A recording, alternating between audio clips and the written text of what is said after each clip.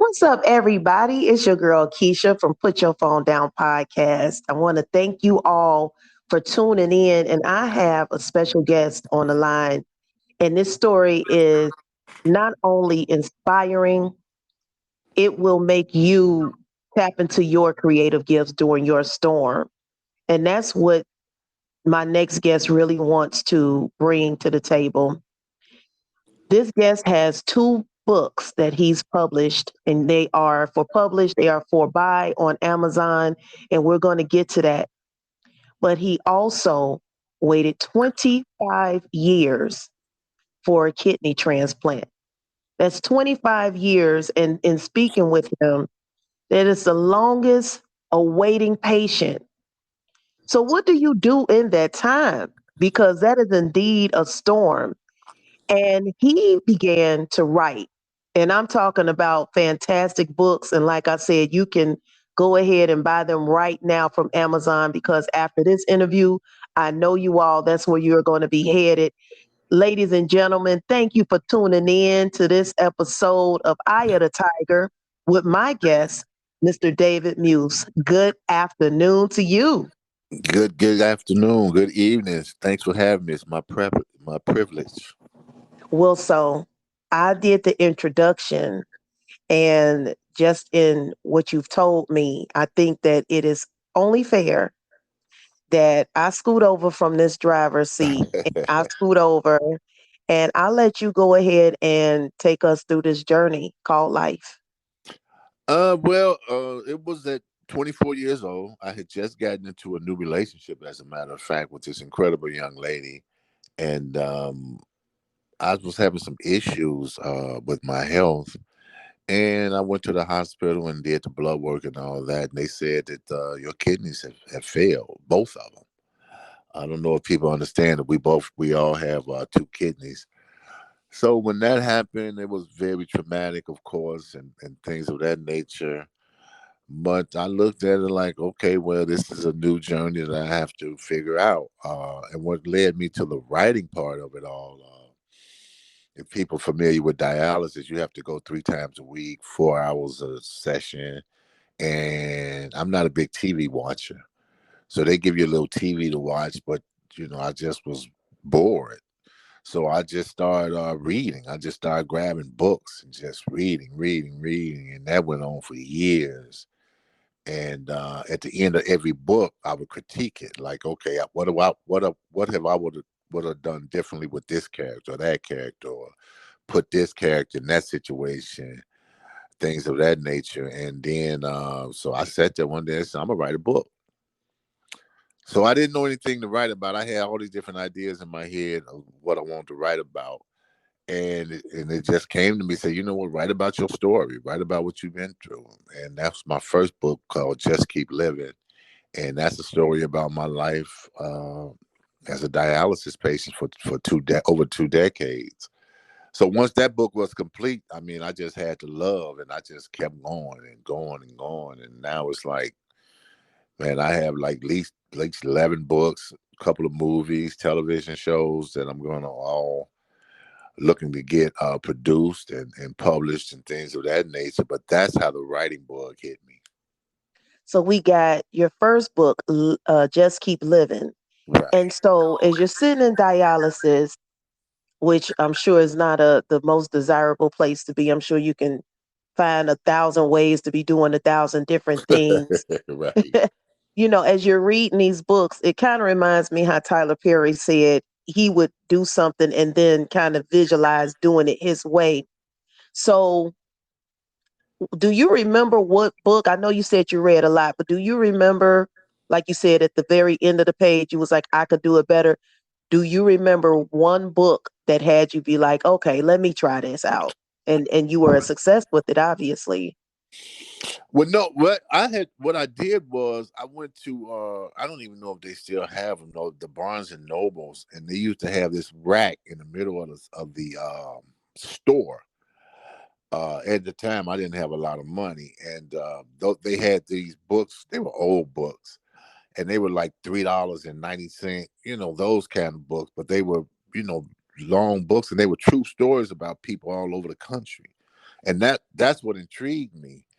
So I didn't even know the authors. I didn't know nothing about them. I was just grabbing them because they wanted $3, and they were like 300 something pages, 400 something pages. And I was like, oh yeah, I can definitely grab these. And because I had so much time on my hand to read, I wanted some books that had a lot of pages. So I didn't even know the authors. I didn't know the writers. I didn't know anything. It was just about me sitting there reading the books themselves, and I was drawn to all the true story books, not so much the novels, which is intriguing because that's what I write now. But I was intrigued by just people's stories of all the things they've been through throughout their lives. So it wasn't a particular author or writer. It was just like unknown people that just wrote books. So let's walk through this because there's a mixed emotion. The excitement of getting your book started, doing your research, getting it published, and then the emotion that you feel having to, go through dialysis and the waiting period, which is that 25 years. I want to kind of get into the balance of that because, like I said, one moment you're happy and you're celebrating that you're actually pushing through. And then the other moment, is you going to dialysis. Can you Right. paint a picture of that? Well, the one thing about my life I've understand that God is amazing. He's always been there with me, and He sent people to you. Because when I started writing, first of all, I didn't know anything about writing. My major was criminal justice. I didn't take any writing courses, creative writing. I didn't know anything about writing anything. So my first few drafts were horrible. I mean, the punctuation, it was just a mess of thoughts all over the page. And I went to church one Sunday, and this young lady was the pastor said she had written a book about her life, and she was going to be selling it at the end of the service. So I looked over and I found that lady. Now at the time I'm just writing. I don't know what I'm going to do with just writing. I don't know anything about publishing. I don't know anything. Sentence structure. I don't know. I'm just writing. I don't even know what I'm going to do once the book is written. And he said, everybody, if you want to buy her book, meet her in the back. So once service was over, I went to the back. I was the first one in line. I bought the book and I asked, I said, who's your publisher and, who do your editing, blah, blah, blah. And she gave me a card, this lady named Kim, who lives out in New Jersey. And I called her. And when I tell you this woman, what she has done for my career has been just absolutely amazing. She's the one brought me out of the shell. She was like, okay, no, David, you got to write about this because it was some, like you just said, it was some painful things that you go through when you're dealing with a journey like that, and you might not want to talk about them. And she was like, no, no, no, we got to talk about that. We got to bring about that. We got to bring about that. We got to talk about this. We got to talk about that. And she helped me come out of the shell of saying, no, if you're going to share the story, share the story. Don't be worrying about embarrassment and uncomfortable positions and situations. She got it, and that's what made the book phenomenal, in my opinion. I cannot wait until you can dive a little bit more into just keep living. So, Mhm. can you walk me through how you kept your head up and knowing that, I'm not for certain how dialysis goes. And, I guess I don't know if they tell you that you're ready or whatever, but in those 25 years of waiting, how did you keep your spirits up, and what was your reaction when you finally got the news Hmm. that things were about to pick up in your life? Man, with dialysis is more mental than physical. The mental pain of knowing that you have to go every 3 days to sit in that chair for 4 hours and go through that treatment. And I just convinced myself that this was not gonna kill me. That's how I gotta answer that question because I've been asked that question so many times. Like after 10 years, 11 years, 12 years, you're constantly going. I was just convinced. I have a stubborn personality. I was convinced that this wasn't going to kill me. I don't know. I could have got hit by a bus. I don't know. But I was convinced that I was not going to die because of this. Hmm. So all the surgeries and procedures and disappointments and heartaches and ups and downs, man, I just took them and dealt with them and said, okay, I'm gonna wake up tomorrow and keep it moving. Um, and don't and I might be making it sound simple, but it was the most incredibly challenging thing I've ever done. But I had to keep going because I wasn't dead. Yeah, I had and to keep going. that's what you have to do. So, I think you said earlier on, you were in your 20s Mm. when you found this out. Did you have to start dialysis immediately? And do you think you were one of the younger ones coming in there in your 20s? And it wasn't no doubt about it, man. That Yeah. was one of the most frustrating things. I had to start immediately, and at 24 years old, you walk into a dialysis unit, and everyone in there is like 40, 50, 60, all these old people. And every time I went into a unit, I was always the youngest person in there. And I guess that gave me some encouragement too, now that I look back on it, because they were all in wheelchairs and being, ambulance had to bring them and on. And I always walked in there. And early in my dialysis, because I used to play basketball all the time, I would leave dialysis and go play basketball because Hmm. it didn't affect me until later on in my life. But no, yeah, when you're the youngest person in there, I guess that did give me some encouragement. I was like, well, I'm not going to be like them. I'm not going to be 40, 50, 60 years old on dialysis, man. I'm going to get this kidney transplant and I'm going to keep moving. And like I said before, one of the things that was grace and mercy for me was I had just met a young lady. We had been in a relationship for 6 months when I was diagnosed. And she was a godsend. I mean, she helped me through it a lot, which I eventually married her.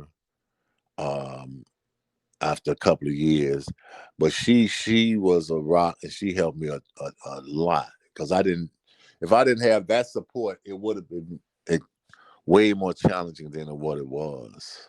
Yeah, I think that support is pretty much the number one thing. If you in your 20s and like you said, and I love that you turned the situation around, but at 20, in your 20s, you most likely doing other things than going to dialysis unless a nightclub is called dialysis, and here you are.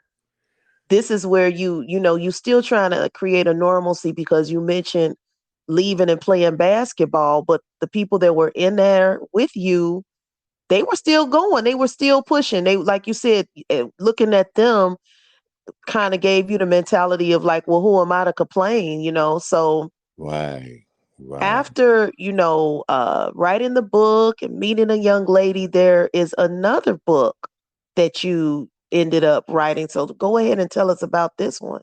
Oh, that's the Boss Family. That book came. Like I said, once I finished, it took me. First of all, it took me years to write that first book. That Just Keep Living. I mean, it took me well over 10 years to write that because I didn't know how to write. So it was a lot of repetition. Every night I was writing like 12, 13, 14, 15 hours a day. But I was teaching myself how, or I like to say, well, God, I'm a God taught writer. God was teaching me how to write because I didn't know anything about sentence structure. I didn't know any of that, but I just kept doing a lot of research. Okay, that's how that, and kept reading books. Okay, that's how that worked. Okay, the quotation and this, and just doing all. It became my life, my obsession to learn how to write. But that took me a decade at least. And after I finally finished, just keep living. Well, I thought it was good enough. I was like, we're on to the next, and I just created this family on the south side of Chicago. That's where I'm from, called the Boss Family, and it's a domestic violence thing, generational wealth, and all that. So I just created this family and just took them through this incredible journey of creating generational wealth, overcoming domestic violence, and that's how that book came. And matter of fact, I'm about to release part two of that book in a couple of months. So with Boss Family, it's a family that's set up in Chicago, and it sounds like it's a little bit on the drama side, like it's some juicy stuff going on up in there. Oh yeah, it's a movie. It's a movie, and I want it to be a television series as well. And I found that out once I started writing, and I saw that. I was like, okay, this can be that.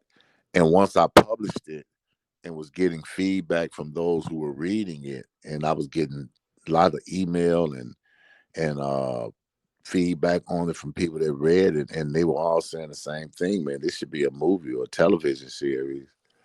And that's how that came about. And it's a lot of adventure, a lot of drama. It's where my creativity took over, of creating characters and dialogue and all that. Because once I learned how to write, then it became an obsession to just try to write better and better and better. So I just started doing research and how to develop characters. So I started creating characters and situations, and it's an adventure. It'll take you on a ride. It's gonna take you on a ride. So you the same man that approached somebody and asked them about, how to get the book published. I'm sure you can be the same man. Look, stars and Curtis 50 Cent Jackson. If you are listening, let's put this out in the atmosphere. Let's get the Boss Family on TV. So with the Boss Family, let's stay on this for a minute. Do you have a standout character that we need to know all about when we purchase this book? Oh man, Tommy, the main character name is Tommy Boss. The book opens. He's 15 years old, and just a little bit a backstory on it. He has six brothers and sisters, and their father is an alcoholic who's very abusive to their mom, and they have to live with that every single day. Their poverty. She's getting welfare, and he's not working, and they grew up watching their father beat on their mother. And like I said, when the book opens, he's 15 years old. He has older brothers and sisters, another younger brother. But the thing about Tommy is he's very talented from a standpoint of intelligence. You know what I mean? He can't shoot. He's not athletic. He's not an actor. He can't sing, dance, anything like that. And that's something that in our community is like we think that's our only avenue out. And that I did that purposely. I didn't want Tommy to be this big athlete who got this contract or singing or dancing. No, he was an average guy. He was just incredibly smart for his age. And he met this older woman in the neighborhood, and she noticed it, and she pulled him to the side and said, "You know what? Come here. Let me teach you some stuff." And she the one taught him. And make a long story short, as far as where he goes, he become one of the wealthiest men in the country because of what she taught. He never went to school, never graduated from high school. It was just an old woman saw something in that young boy and said, "You know what? You're gonna be something, and I'm gonna put some knowledge and some wisdom in you." And he listened, and that's one of the great things about Tommy's character that I always like to point out when I have book discussions about it. One of the things that Tommy did that a lot of these young people don't do now, he listened. You know what I mean? He didn't go to her and say, "Well, I know that." He sat down and shut up and listened. And she taught him how to create generational wealth. Yeah, and I think that's what we missing when it comes to learning that listening part. You can be a bad mama jamma if had if most people had strong listening skills. What's the time frame in this book in Boss Family? It opens in the early 80s. Okay, yeah, It that's when opens things in the was good early if you 80s. ask me. It opens, as a matter of fact, on the rap music scene, right when rap was about to hit and they were out on the streets rapping. It wasn't mainstream. It opens in that time period, and then it develops all the way to where I'm at now, part two, until today. So it's like I said, it's a great read, man. It's so much knowledge and education in there because I did a lot of research on generational wealth and how to process money with credit line and all these types of things. So it's a lot of information in there on what he learned. It don't just say, okay, Tommy was this 15-year-old boy on the south side of Chicago and something happened, now he a billionaire. It don't do that. It builds you, it teaches you, and lets you learn how he became that and all the lessons about financial literacy that he learned along the way. So that's why it took me some years to write that book as well, because it's a lot of true research in that book on financial literacy that he learned as he progressed throughout his life. Yeah, I started off being a bookworm. I was actually in book clubs, and I guess I'm ashamed to admit it, but proud at the same time. I spent so much time in the library in junior high. They actually gave me a certificate. Like everybody was like, "What you doing with that?" I mean, that's how long I spent.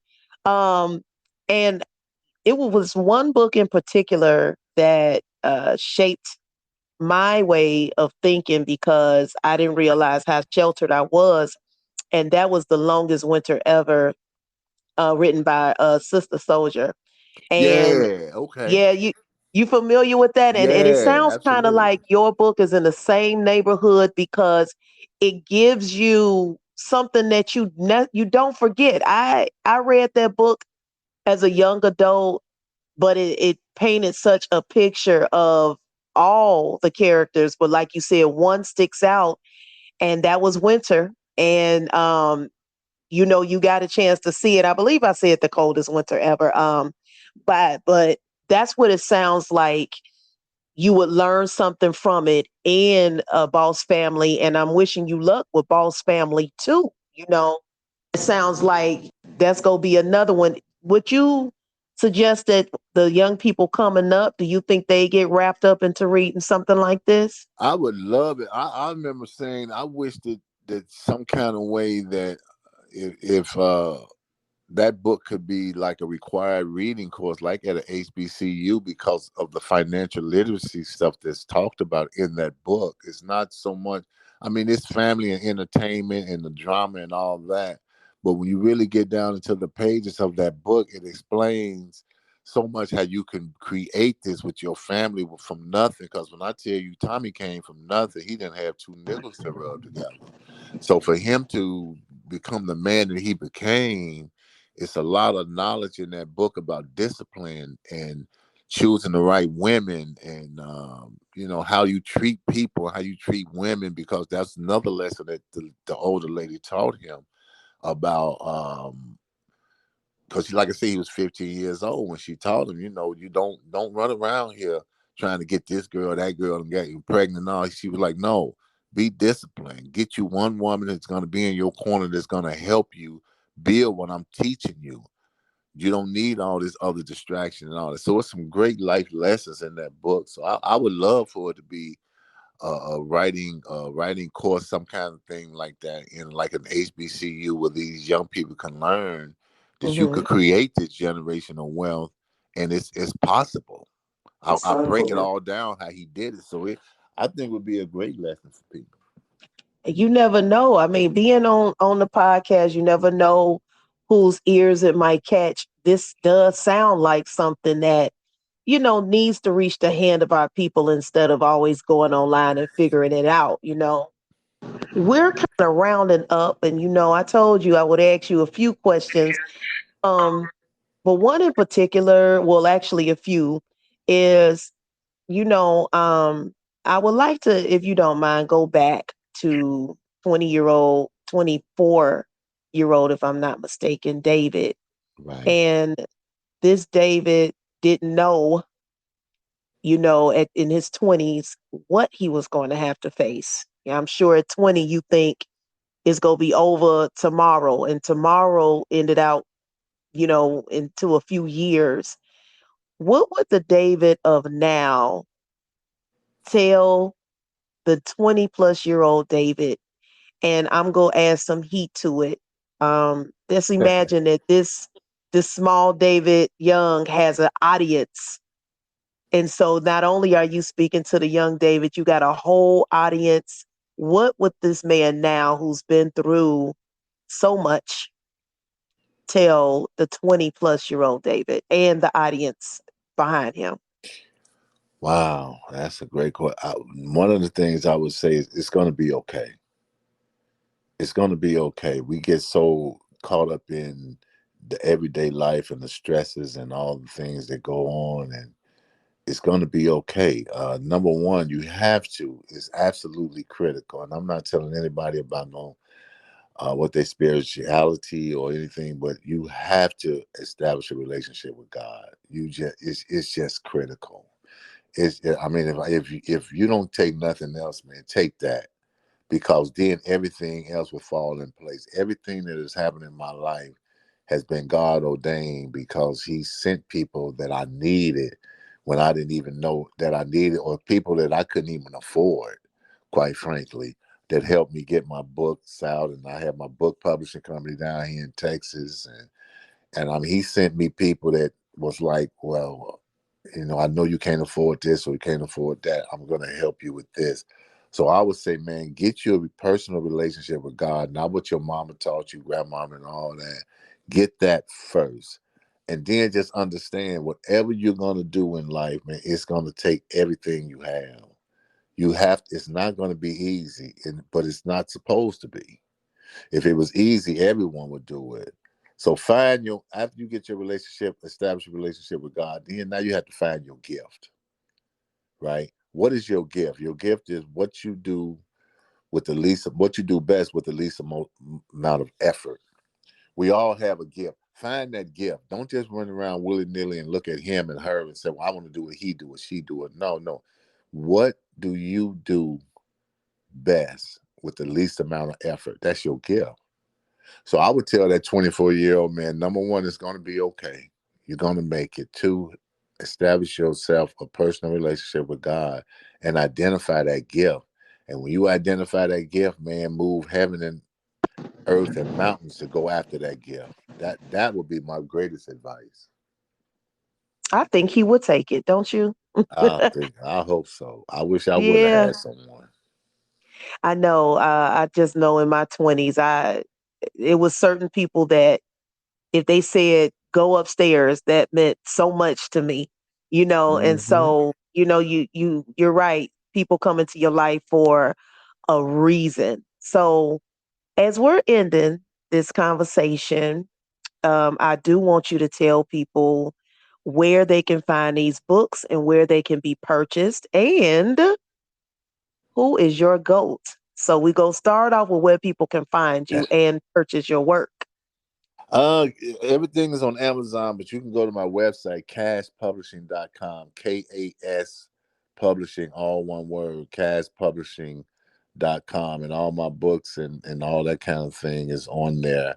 Or you can just go to Amazon and look up my name, David Muse, Just Keep Living, or the Boss Family. But everything is on my website, caspublishing.com, KAS, the word publishing, one word, .com, and everything can be purchased on there. And plus my new stuff coming out within the next couple of months. All that would be on my website. Okay, so we got some books to look forward to and some upcoming books to look forward to. And who is your GOAT? Of what? Like what? Music, sports? hmm It could be anything. It usually is music, but now I'm opening it up to anything or anybody. The greatest voice I've ever heard in my life is Whitney Houston. I've never heard anything like Whitney Houston. Whitney Houston is probably there's no doubt about it. She's my Greatest greatest of of all all time. time when it comes to me. I remember when I first heard that first song, Saving All My Love. I was in high school, as a matter of fact, going to college. And I had never heard a woman sing that clear and that precise. Because I thought it was like digital. But then when I saw her live, I was like, wow, that is how she sounds. Yeah. And I've That's never heard anything like Whitney Houston to this day. She always gets it when I ask who the GOAT is. Sometimes, it's other people, but Whitney, her voice is definitely missed. And Man. I'm going to close this out with I really want to thank you for sharing your story, your testimony, your journey, and putting a twist in there and saying basically, no matter what situation you're in, you can look at somebody and know that you're in a better position than them. And I know that we shouldn't look at people like that, but we had a 24-year-old young man surrounded around people, and he decided to say, I want more for my life. And even though it took 25 years, you persevered. You got these books out. People, please check out Amazon, check out his website. I have Mr. David Muse that have blessed the podcast, you all. So like this and share it. And thank you. And up until next time, guys, continue to be good to each other. Thank you for listening to Put Your Phone Down podcast. I'm your host, Keisha. Good night, everybody.